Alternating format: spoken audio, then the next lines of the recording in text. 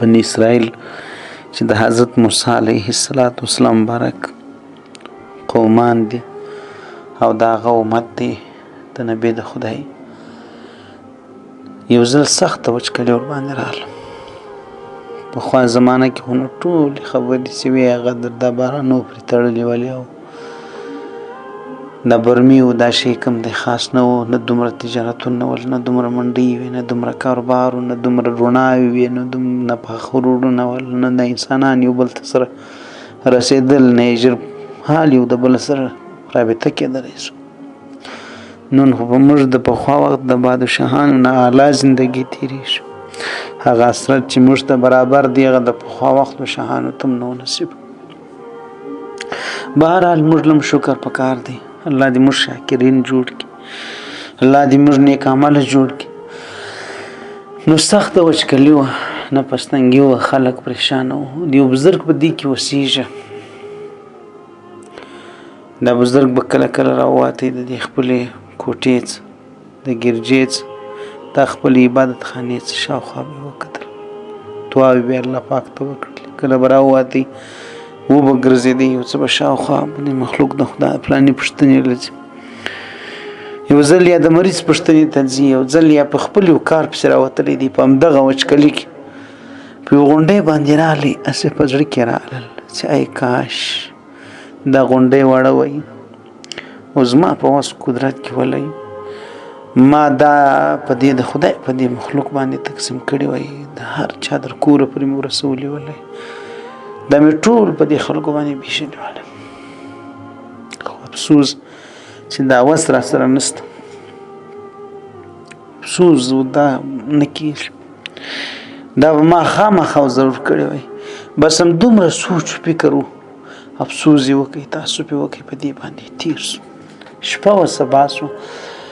په دغه شپه باندې الله رب العزت د وخت و نبي ته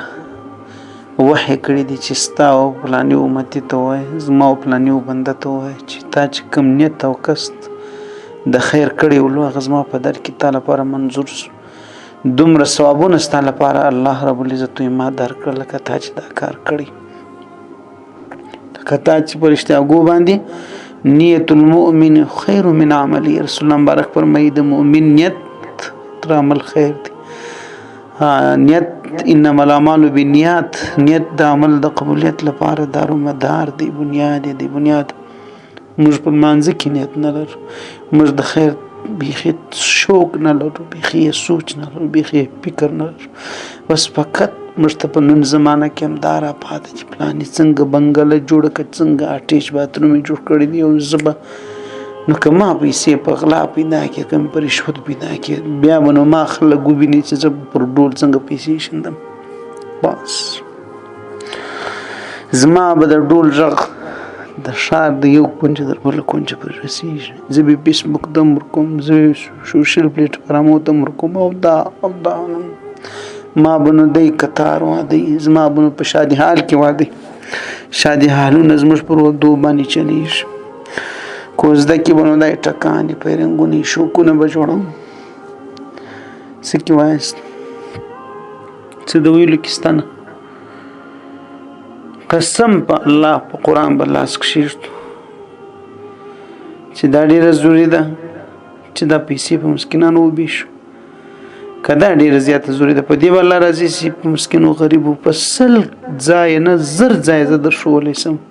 په یو آن کې چې دا ځای د لګولو دی، دا دی په سترګو به معلومېږي. که دا یې ښه ده چې دا به دا پالتو خبرو ولاړې سي. بس یوه شپه دې ستا نس غوړ سي، نو څه وسو، څومره مصرف وسو. یوه شپه تا دا ګرده دنیا را وغوښتله، تا ښه د پیپسي دې ډک کړل، د وریجو دې ډک کړل او د غوښو دې ډک کړل، څه وسو. ته په دې خدای راضي کوې او بل د لوږې مري، بل خپل اولاد په ساه کې اخیستی دي، بل ته هغه د فقر پیسې هم نه رسېږي، بل ته هغه د زکات حصه هم نه رسېږي، بل ته د خیرات خبرې هم نه رسېږي، بل په تعلیم خوار دی، په بدن لس دی، په پښو لس دی. دې باره کې به الله پاک تپوس پوښتنه له موږ نه کوي. موږ کړی خپل وس څه دی. یو ځل رسول الله مبارک فرمایي صحابو ته چې صحابو تبوک غزوه چې موږ هیڅ یو د ان شاء الله نه د کاټ کړي چې پاګه کې موږ سره په مدینه منوره کې خلک ناشتي خو موږ سره په دې سفر کې شریک ول یو خدي عذر بند کړل موږ سره نصرات لاله دوم لمر سره نیت ولو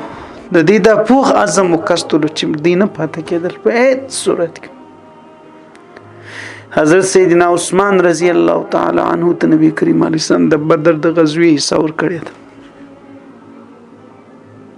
په غزوه کې شریک بلل دي حال دا چې دی پکې نو ولې کشته پر نیت چلیږي نیت صفا منزل آسان نن دنیا خلکو سرمایداري هغه برموم وکاش مثال درته او هغه د خیر سره مصرفونه دي نه غړيش او یا لک روپی خالي د غوښو راځي په روزه کې او یا لک بل په بنډي پسې ایران دي بل سره